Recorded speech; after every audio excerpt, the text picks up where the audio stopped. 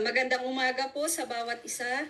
Ah, Nararamdaman na po natin ang simoy ng Pasko at damang-dama natin. Kaya nung kinanta natin yung ating pagpupuri sa Panginoon, ang saya-saya ng puso natin. Hindi po ba? Oh, Amen. so parang hindi naman nakikita ko, parang hindi naman kayo nakangiti. Ngumiti po tayo dahil ang ganda-ganda ng araw natin ngayon, walang mga istorbo sa ating pag-aaral ng salita ng Panginoon. So bago natin pag-aralan ang salita ng ating Diyos, manalangin po muna tayo. Aming Panginoong Diyos, na Ikaw ang siyang nagbigay sa amin ng buhay. Maraming salamat sa pagkakataon muli na kami ay umupo para pakinggan ang iyong napakagandang salita. Panginoon, hinihingi namin ang iyong banal na espiritu na siyang magturo sa amin ng lahat-lahat. Buksan mo ang aming mga pagkakaunawa nang sa ganun, Panginoon, ay wala kaming mamiss sa kahit anong salita na manggagaling sa iyo. Lord, we also pray na ikaw din ang magbantay ng kung saan kami lahat naroroon para, Panginoon, walang iistorbo sa amin sa aming pag-aaral ng iyong salita. Sa iyo lamang, Panginoon, ang pinakamataas na papuri. In Jesus' name, Amen. So mga kapatid, ang pag-uusapan po natin ay saktong-sakto po sa panahon natin ngayon, ang pagbibigayan ng regalo. Hindi po ba? Ngayon po yung panahon na uh, nag, nag, na nag-iisip tayo kung ano yung mga regalong ipamigay natin sa ating mga mahal sa buhay, or kung ano yung mga pwede nating gawin para sa kanila.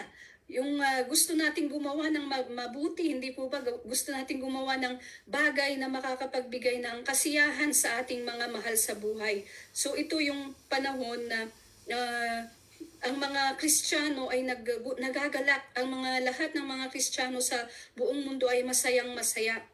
Lalo na po kung tayo ay lumaki mula nung pagkabata natin, ay kilala natin ang ating Panginoong Jesus. Ikwento na sa atin kung ano yung kwento ng ating Panginoong Jesus.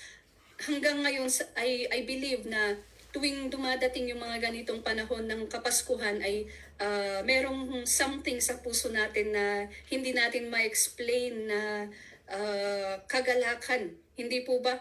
Yung nasa puso, hindi natin pwedeng masabi sa salita eh. Kung nararanasan po natin ngayon yun po yung gusto kong sabihin. Yung merong something sa puso natin na masayang-masaya. So, ganun po dahil pag-uusapan natin ang regalo. Mga regalo. Kaya di ba pag mga bata, ay ang saya-saya nila pag may natatanggap silang mga regalo. So tayo din, kahit na ilang taon na tayo, kahit na lumagpas na tayo sa kalendaryo, dapat yung puso po natin, mga kapatid, ay yung parang bata pa din. Na kahit sa mga maliliit na bagay ay nagagalak tayo.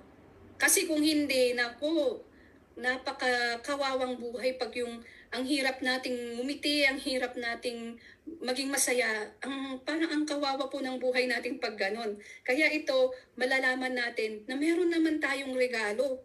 Meron naman po sa ating lahat. Meron po tayong regalo galing sa ating Panginoon. Sabi po doon sa James chapter 1 verse 7. Sa libro po ng James chapter 1, doon po sa verse 17. Verse 17. Every good and perfect gift is from above. So lahat ng mga maganda at mga perfectong mga regalo galing sa taas. Bumababa, coming down from the Father of the heavenly lights, who does not change like shifting shadows. So lahat ng mga regalo na galing sa taas ay good and perfect, sabi dito. Maganda, walang imperfection, talagang perfect, saktong-sakto para sa atin, maganda.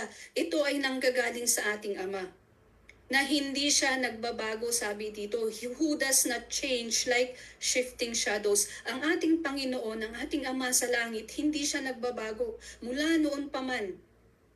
Noong nilikha niya ang mundo, nung nilikha niya ang tao, hanggang ngayon, mga kapatid, hindi siya nagbabago. Kaya lahat ng mga salita na kanyang sinasabi sa atin na nangyayari, hindi nagbabago.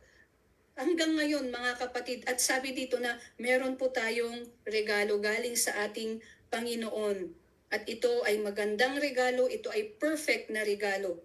Kaya isa-isahin po natin ano-ano bang mga ito. So unang-una, ang ating Panginoong Jesus. So alam natin ang kwento ng pagkasilang ng ating Panginoong Jesus na siya ay Diyos na isinilang na tao para siya yung mag-set ng example, siya yung magpakita sa atin kung paano ba talaga mamuhay bilang tao para magawa natin ang kalooban ng Ama na nasa langit na hindi nagbabago. So ang Panginoong Jesus, kailangan niyang pumarito sa mundo, maging tao siya, maranasan niya lahat ang mga nararanasan ng isang tao para ipakita niya kung paano ba tayo mabuhay. Kaya laging tayo dapat nakatingin tayo sa buhay ng ating Panginoong Jesus. Kung ano yung kanyang mga ginawa nung siya ay nandirito sa mundo, ganun din sa atin. So ang unang regalo galing sa ating Ama ay ang Panginoong Jesus. Sabi ng Panginoong Jesus doon sa John chapter 4 verse 10 na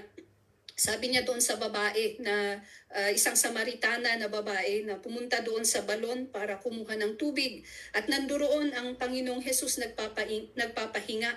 Sabi ng Panginoong Jesus sa kanya, ito, Jesus answered her, "If you knew the gift of God and who it is that asks you for a drink, you would have asked him and he would have given you living water."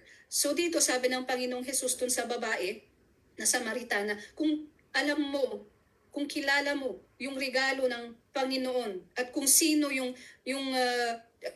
humihingi sa iyo ngayon ng maiinom, hihingi ka sa kanya at ibibigay niya sa iyo ang tubig na nagbibigay buhay. So yun ang sabi ng Panginoong Jesus. Ang gusto niyang sabihin siya yun.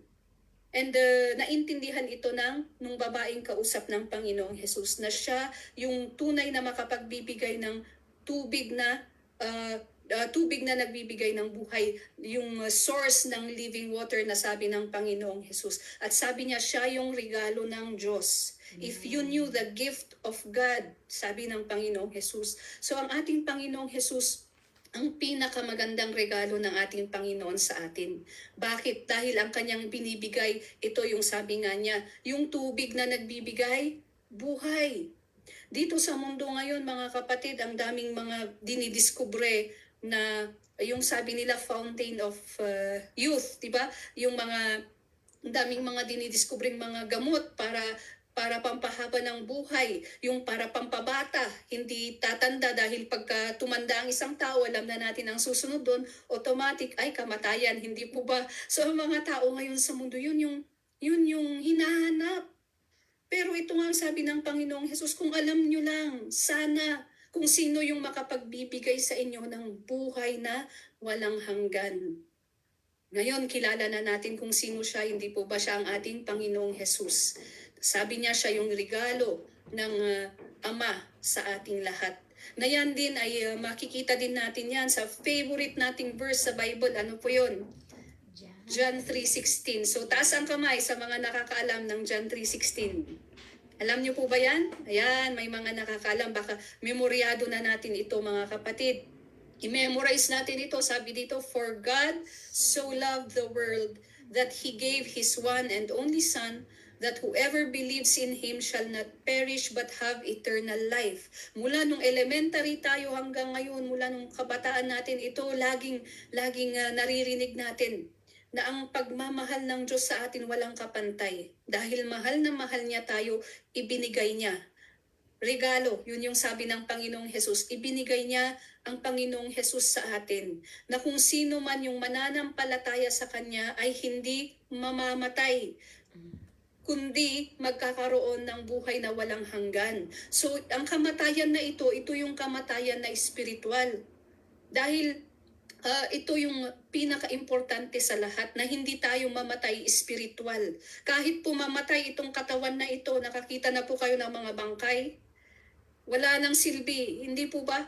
Pag wala na yung kaluluwa ng tao doon at katawan na lang yung naiwan, wala nang silbi yun. Kaya ang importante yung espiritu natin, yung kaluluwa natin. At ito yung sabi na hindi mamamatay. Pag tayo ay mananampalataya sa ating Panginoon na siyang regalo ng Diyos sa atin. Dahil pag namatay tayo espiritual, Alam natin na ang patutunguhan natin ay doon sa walang hanggang pagdurusa. Dito sa mundo mga kapatid, dumadanas na tayo ng mga pagdurusa, hindi po ba? Sino ba ang hindi dumadanas ng pagdurusa dito? Lahat tayo. Mayroong iba-ibang level ng pagdurusa na ating pinagdaraanan. Gusto ba natin ng ganun habang buhay na nagdurusa? Hindi. Kaya nga ito na regalo ng Panginoon sa atin para hindi na tayo magdurusa pa ng panghabang buhay. Bagkus ang mangyayari, magkakaroon tayo ng buhay na walang hanggan sa presensya ng Panginoon. So itong sabi na pag tayo ay nanampalataya sa ating Panginoong Hesus, pagka nanampalataya tayo sa Kanya, agad-agad po natin na mararanasan na itong buhay na walang hanggan. Kahabang nandito pa tayo sa mundo, hindi kailangang hanggang mawala itong hininga natin. Hanggang nandito po tayo sa mundo, mararanasan natin ang kabutihan ng Panginoon sa ating buhay. Na kahit na hindi man natin sabihin man natin na hindi man tayo yung pinakamayamang tao sa mundo, yung pinakakilalang tao sa mundo, pero sa kahit na simpleng buhay natin, ay sapat na yun sa atin. Masaya na tayo, nagagalak na tayo, at meron tayong katahimikan sa buhay. Yun, na mararanasan natin yan. Manampalataya tayo sa ating Panginoong Hesus. So napakagandang regalo po niyan. Dahil yung ilang taon lang nating ilalagi dito sa mundo, mararanasan natin yung kabutihan ng Panginoon. Ay, napakagandang buhay po niyan. Pero kung yung ilang taon natin dito sa mundo ang nararanasan natin dahil hindi tayo nananampalataya, ay magulo ang ating buhay, magulo ang ating isip, hindi tayo makatulog ng maayos, hindi tayo masaya, lagi na lang puro yung pangit ang nakikita natin, mga negatibo yun ang mga i-experience natin. Ang lungkot naman ng buhay na ganun, hindi po ba? Kaya nga, na ito nga na binigyan tayo ng regalo ng ating Panginoon dahil mahal na mahal niya tayo. Kaya andyan ang Panginoong Hesus, manampalataya tayo sa Kanya. At maniwala kayong mga kapatid dahil hindi nagbabago ang ating Diyos. Kung ano lahat yung Kanyang mga pinangako sa Kanyang salita, yun ay mararanasan natin, ma-experience natin sa ating buhay, tatanggap natin lahat ang mga ito sa ating buhay dahil nga hindi nagbabago ang ating Diyos. So yun na ang Panginoong Hesus yung pinakamagandang regalo. Pangalawa, yung buhay na walang hanggan. So yung buhay na walang hanggan, regalo din yan ng Panginoon.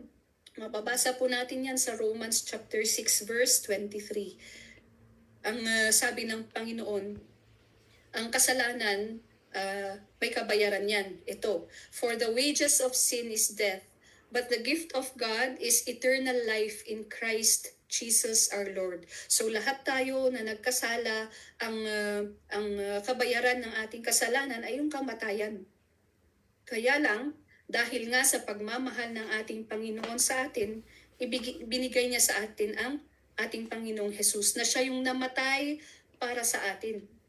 Sa lahat ng mga nagawa nating pagkakasala at yung mga namana pa nating mga kasalanan, namatay na po ang Panginoong Hesus para sa atin, para hindi na tayo yung mamamatay dahil nga tayo ay nagkakasala.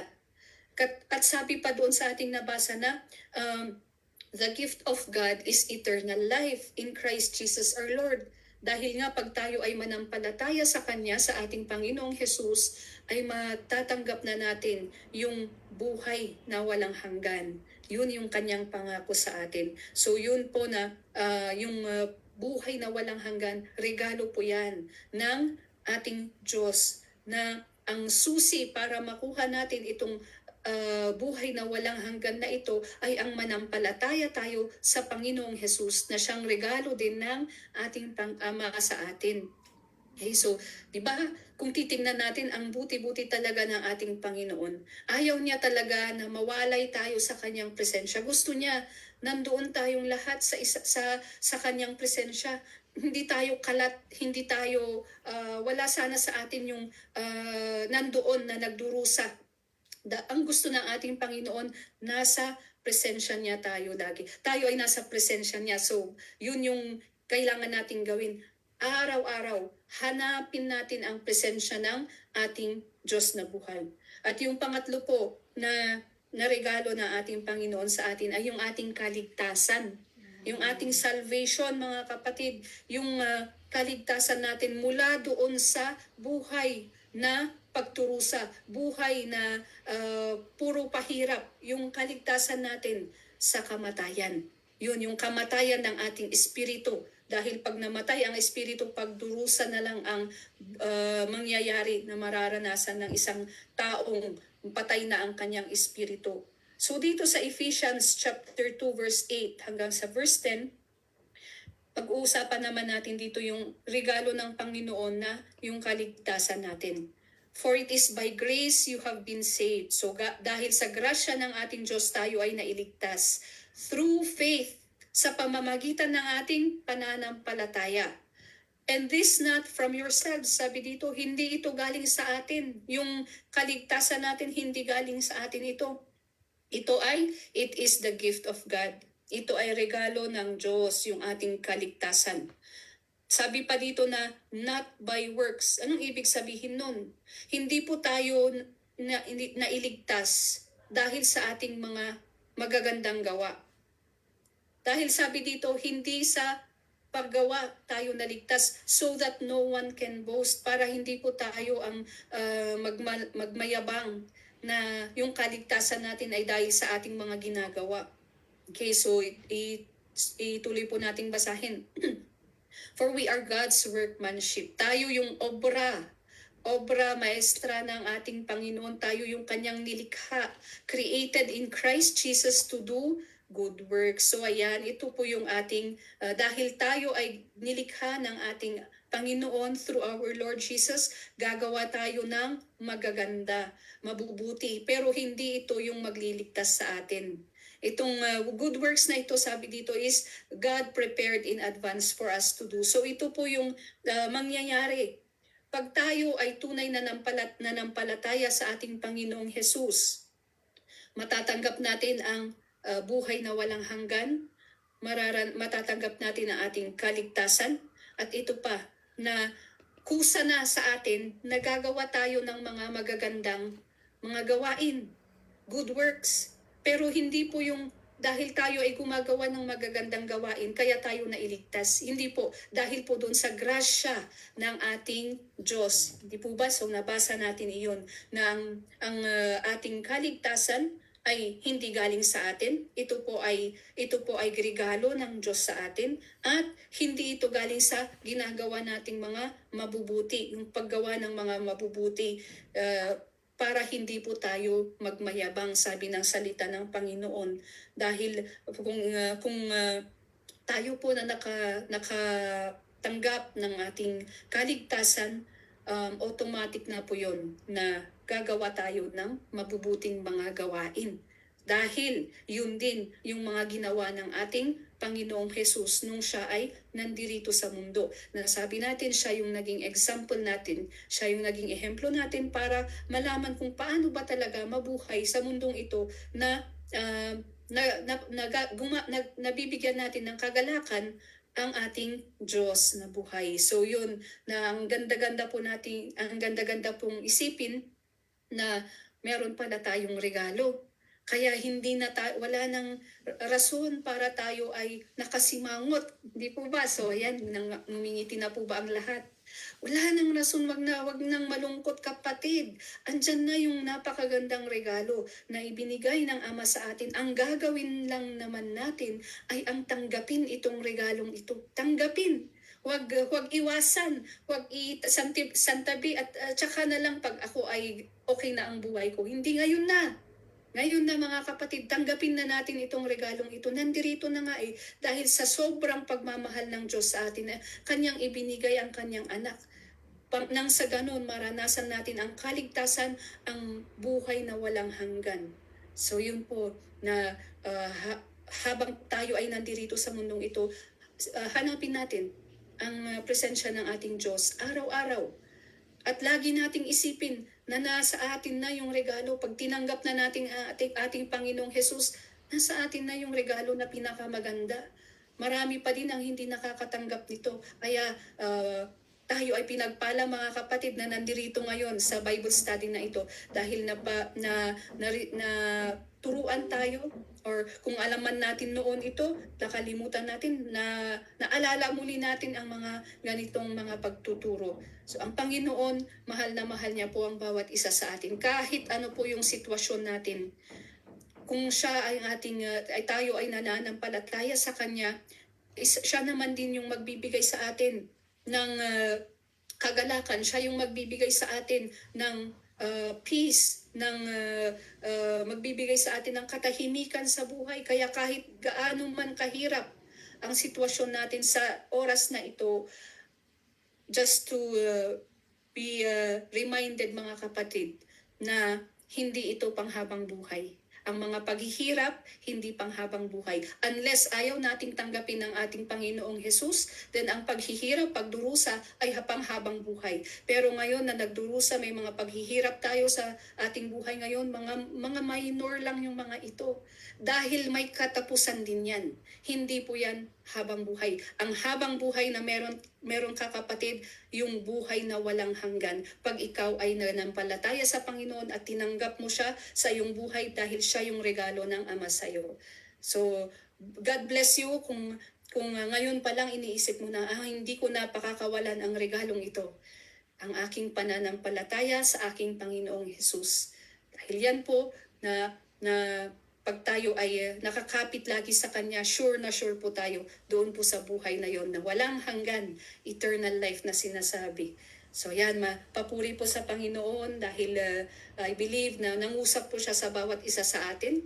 Naintindihan po ba natin na ang pagmamahal ng Panginoon sa atin na napakalalim, napakalaki at hindi nagbabago. So, naintindihan po ba mga kapatid? Mag-thumbs up nga po kung may natanggap tayong salita ng Panginoon na nagbigay sa atin muli ng kagalakan na yan. Praise the Lord. So, pagpatuloy po tayong makinig sa mga salita niya, magpatuloy po tayo na magdasal at hanapin ang kanyang presensya araw-araw ng ating buhay. At hindi lang po yun, ipagsabi din po natin sa ating kapwa. Sabihan po natin yung ating mga kapatid na hindi naka-join ngayon, hindi nakasama, ay wag nating sayangin yung oras. So yan po ang regalo ng Panginoon sa bawat isa sa atin. Merry Christmas po. Manalangin po tayong lahat. Hallelujah. Lord, maraming salamat. Panginoon, maraming salamat sa iyong mga salita. Maraming salamat po at napakinggan namin muli ang iyong labis na pagmamahal sa amin, ang iyong pagbigay ng regalo ng aming kaligtasan, ng aming buhay na walang hanggan at ng aming Panginoong Jesus.